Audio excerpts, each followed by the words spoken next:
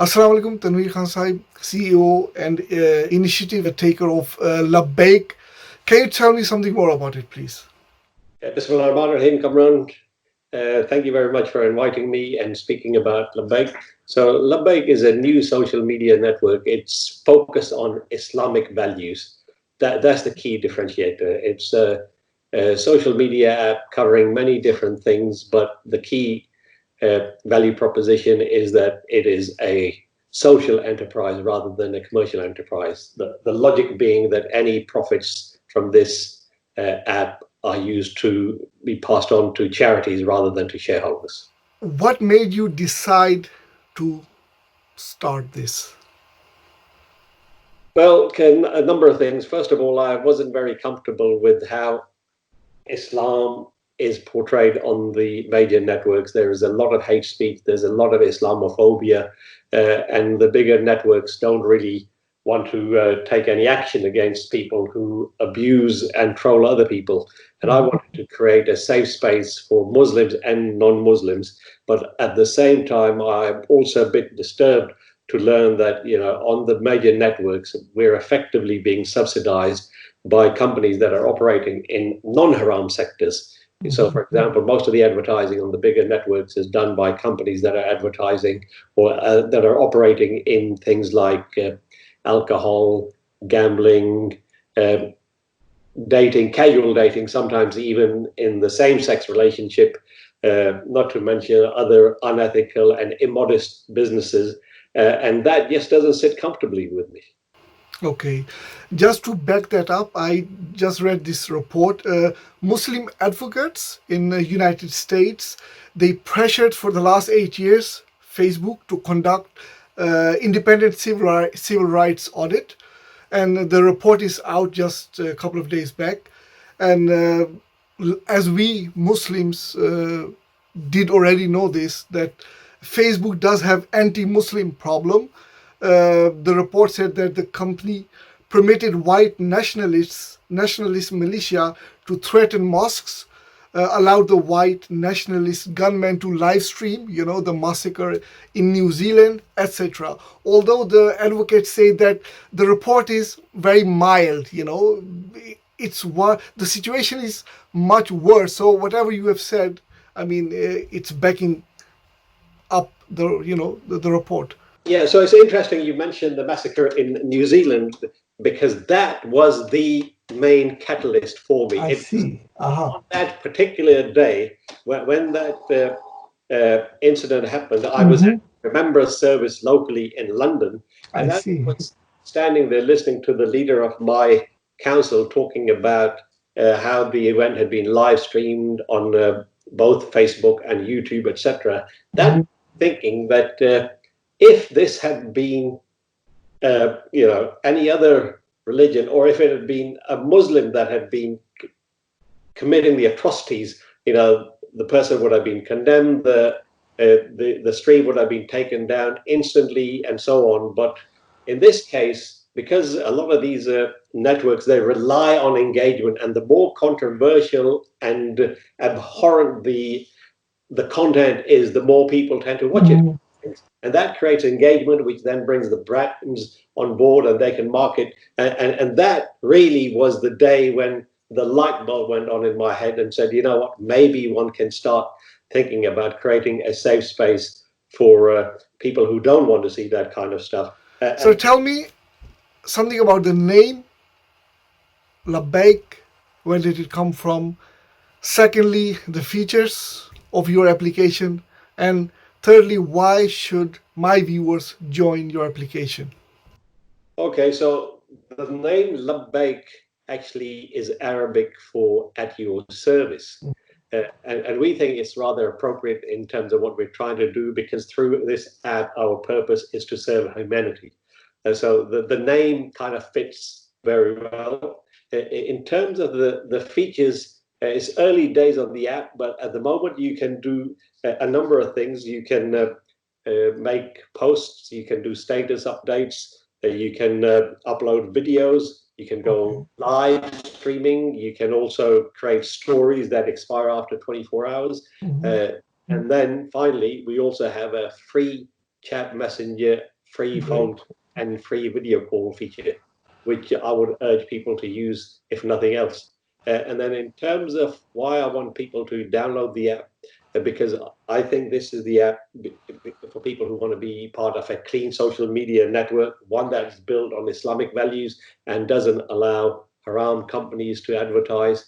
But most importantly, I think by downloading the app, they'll actually be making a contribution to society themselves. When was it launched? So the idea of this was from last year after the New Zealand mosque attacks, and we initially started with a beta version last year, but it's only in the last 6 weeks that we've actually started to market this to users properly.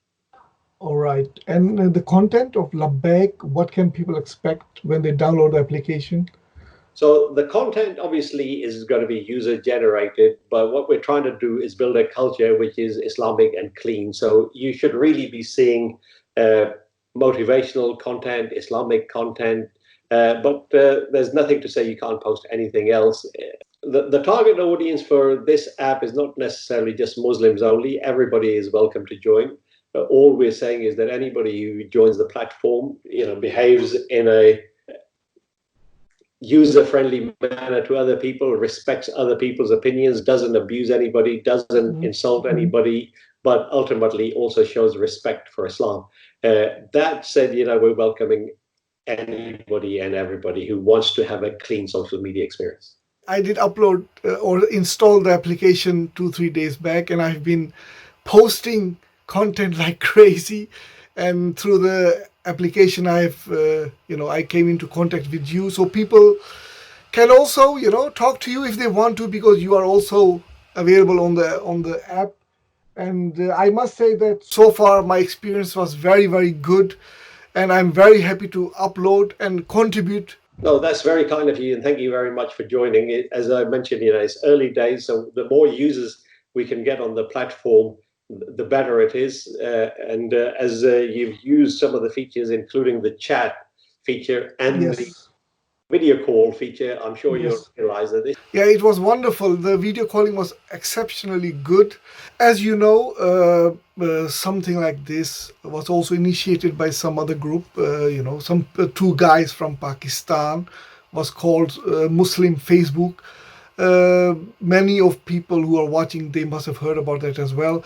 Can you tell me what is the difference or similarities between that forum? That was also, against Facebook.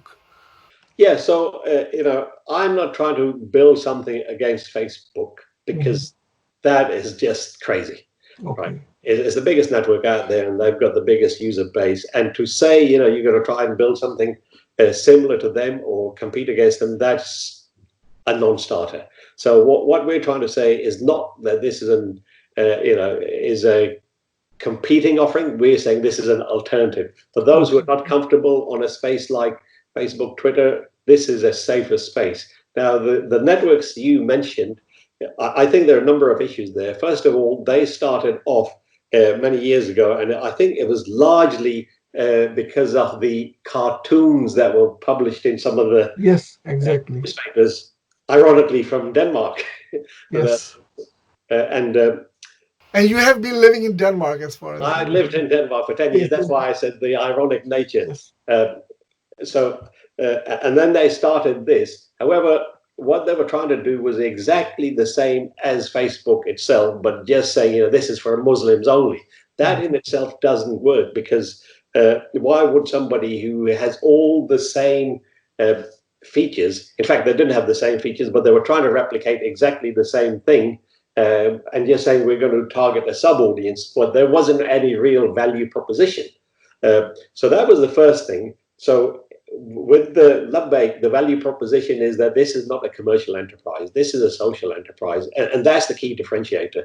Because if you're coming on here, you're basically saying, you know what, I would like to contribute to society. And our model is really about monetizing the platform and passing profits on to charities chosen by users. And the other bit around some of the earlier Muslim type social networks were that they were largely web based. We're talking 10 years ago. when most of the audience that would have been from a Muslim background in countries like Pakistan, India, and so on, wouldn't have had access to a mobile device, and certainly not a good quality mobile device. Now we see now that almost 99% of social network users access their Facebook, Twitter, or whatever on a mobile device. Yeah. You mentioned something about the charity, the charitable aspect. Can you tell me more about that? What's the charity? But on social media, basically, users create content and other users consume it. But the disconnect really is that you're being subsidized or financed by brands who advertise on those platforms to target the users. However, the profits go to some shareholders. So the people who create the content and consume the content are left out of the loop. And what I wanted to do was say, how can we do a network in such a way that the people who are creating content and the people who are consuming content are rewarded for their creativity? And one way to do that, obviously, is that once you monetize this, you could actually pay back the users. Or, however, that's a tricky part. So what we thought would be the second best alternative would be to donate the monies to charities, which are then chosen by users. So basically, that's the social impact. So this is social media for social good, but it involves the users getting emotionally involved or emotionally invested because they're the ones that pick the charities. Okay, but at the moment it's not being monetized. Do you know how many people have so far joined application or downloaded the application? The idea of monetization is way down the road. I mean, you need to have a critical mass of users before you can monetize it effectively. At the moment, I think we're something in the 40,000s of people actually signed up. And that's not to say they're all active, but these are the people who have indicated that they wanted to create an account and whatever. When people join it, please give it time to develop this application further, because I know people will compare it with Facebook. They will say, oh, this is missing, that is missing, but you can't have it all. Everything will be fine later on. At the moment, LABAYK needs your support, and I think it's good environment for everyone. And for me as a Pakistani Muslim, it's ideal because I don't see any hatred against Islam. I don't have to be scared that something else will pop up that is against my what I believe in. So people should give benefit of the doubt, and they should definitely support you. So you have my support. I hope you will also have the support of my viewers, inshallah, and also anyone else who will watch this video. Thanks. That's very kind of you, and it's comforting to know because, as you say, everything starts off small. So we've deliberately kept it like this because what we would like to do is see the users give us feedback as to what areas they want us to focus further. Because it could be we find that nobody's using the story functionality, but people are using the chat functionality, so we can then devote our resources there. But everything starts from somewhere.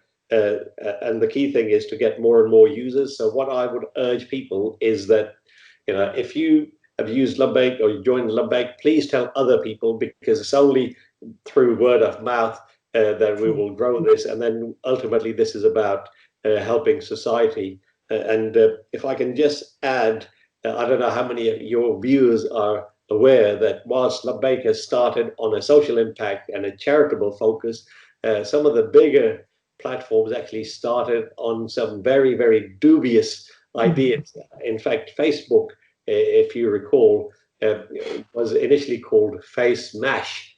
And basically what that was, they were sending out, and it was obviously only on a web-based, they were sending out pictures of two women side by side. And the game was that you had to pick out which one of them was hot and which one was not. Now, you kind of take that logic and then look at where LABAYK is, you will see that we're doing something totally opposite. However, from their face mash and comparing women, they've grown to something incredible. So there is a lot of issues, that we can solve with this platform. Today it's Eid in the Netherlands, also Eid in United Kingdom, I think. Am I right? So from me and from my viewers, Eid Mubarak to you. And tomorrow Eid is in India and Pakistan. So also Eid Mubarak to those who have Eid on Saturdays tomorrow. Yes, and Eid Mubarak to you, brother, as well. Really Thank you. appreciate the opportunity to speak with you. May I take this opportunity to wish you, your family, and your Thank you. viewers Eid Mubarak. a happy Eid Mubarak. But on that note, if I can just finish, one thing we shouldn't also be forgetting that whilst you are in the Netherlands and I'm in the UK, there are lots of our Muslim brothers and sisters, some of whom haven't had an Eid properly for years. They're stranded in refugee camps in Syria. We've got Muslim brothers and sisters dying in Rohingya camps in Bangladesh. They're not having an Eid. We've got brothers and sisters in Kashmir. They're not having an Eid. And ultimately, this is why, joining something like LABAYK is so important, because inshallah, next Eid, the children in Syria can have a proper meal at Eid. Promise me you will come back again after you have hundreds of thousands of subscribers or application downloads. All right? Inshallah, brother. Inshallah. Thank you very much and have a blessed Eid.